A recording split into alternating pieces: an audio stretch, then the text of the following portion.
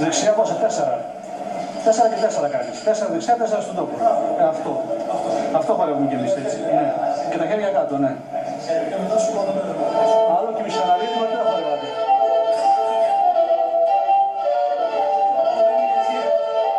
Πώς? Το γετίερε πώς το χορεύεις.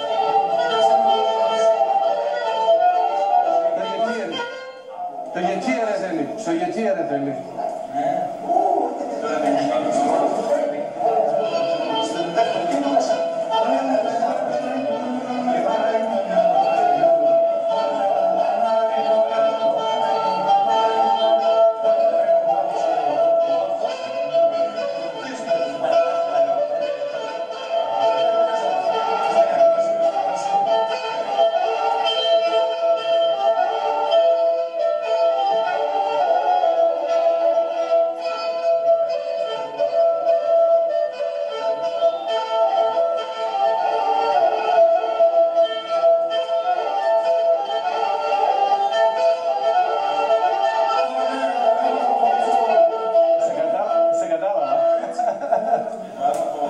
Αλλά έχει ένα πολύ ωραίο σπάσιμο πάνω.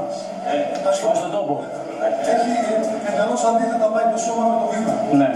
Πολύ ωραίο σπάσιμο που το κάνουμε εκεί με όλη η παλιά, ας πούμε, το χορεύουμε έτσι. Το έχουμε γραμμένο αυτό. Ανάλογο, δηλαδή, αλλού πήγαινε το πόδι και αλλού πήγαινε το σώμα για ένα γυαλό. Έτσι, ανάποδα, ναι. Πολύ ωραία. Ένα πολύ ωραίο κομμάτι. Και τι άλλο χορεύατε, φώνα εσείς. Φώνα χορεύω, ναι, αλλά δεν το θυμάμαι.